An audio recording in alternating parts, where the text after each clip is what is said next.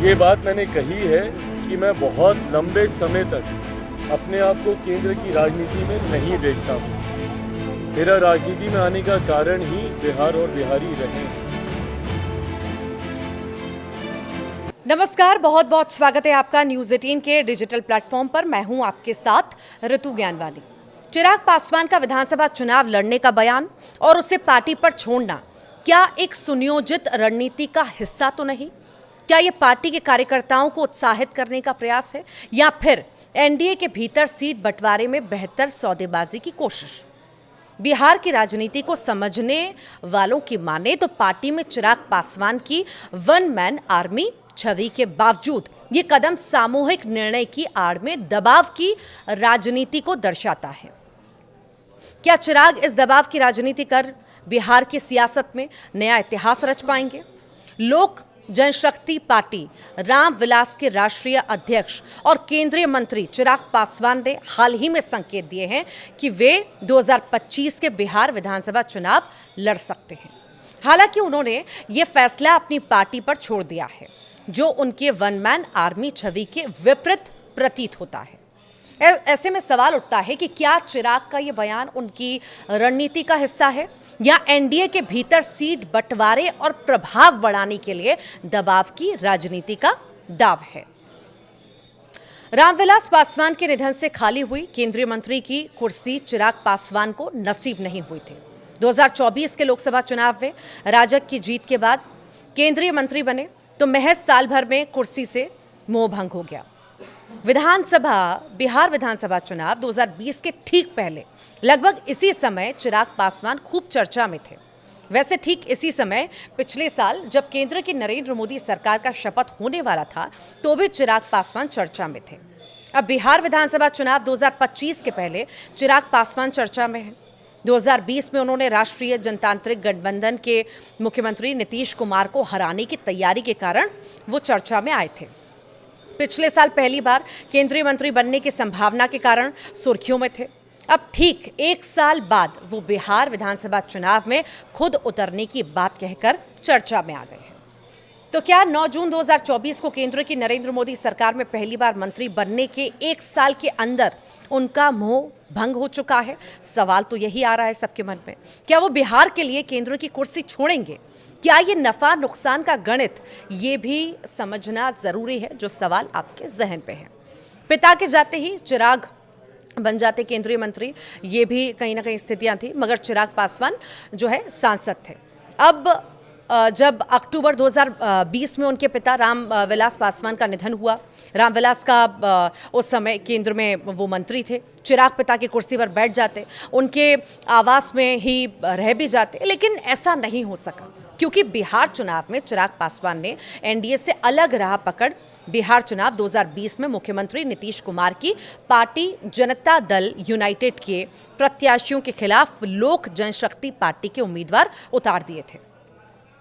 चुनाव में एनडीए की सरकार भी बनी और चिराग के कारण नीतीश कुमार की पार्टी संख्या बल में कमजोर भी हुई। लोहा गर्म था, मौका देख चाचा पशुपति कुमार पारस ने केंद्रीय मंत्रिमंडल में प्रवेश पा लिया और चिराग देखते ही रह गए। उन्हें दिल्ली में दशकों से दिवंगत पिता की पहचान रहे सरकारी आवास को छोड़ना पड़ा।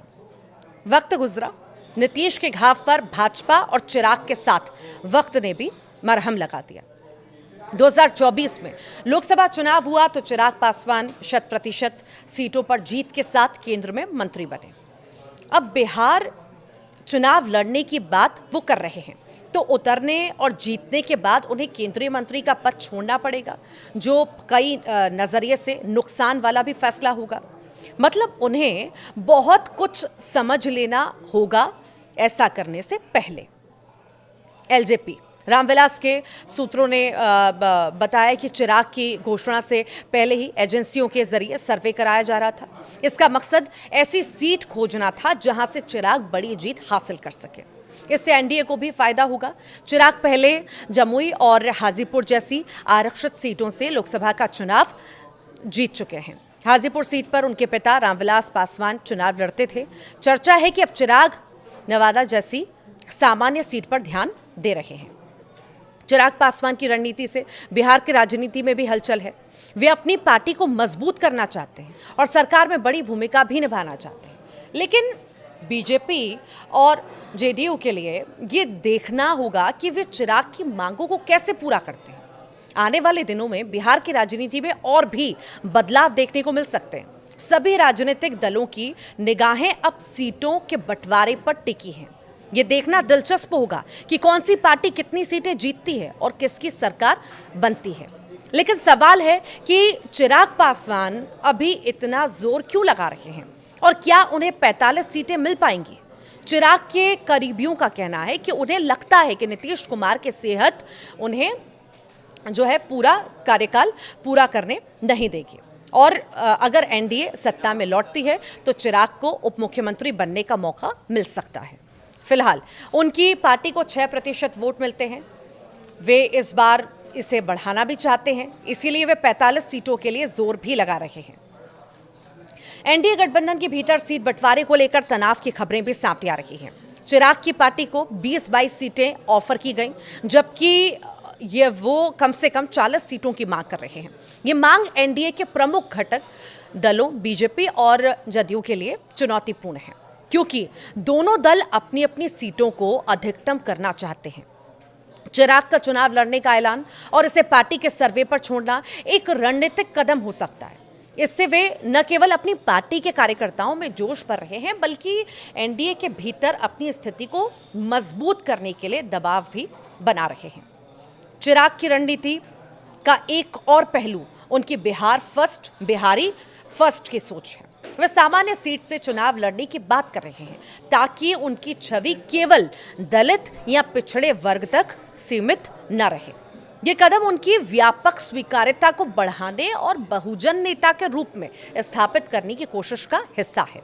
साथ ही उनकी हालिया मुलाकात तेजस्वी यादव के साथ और राजद की तारीफ करना भी एनडीए को ये संदेश देता है कि उनके पास अन्य विकल्प भी मौजूद हैं।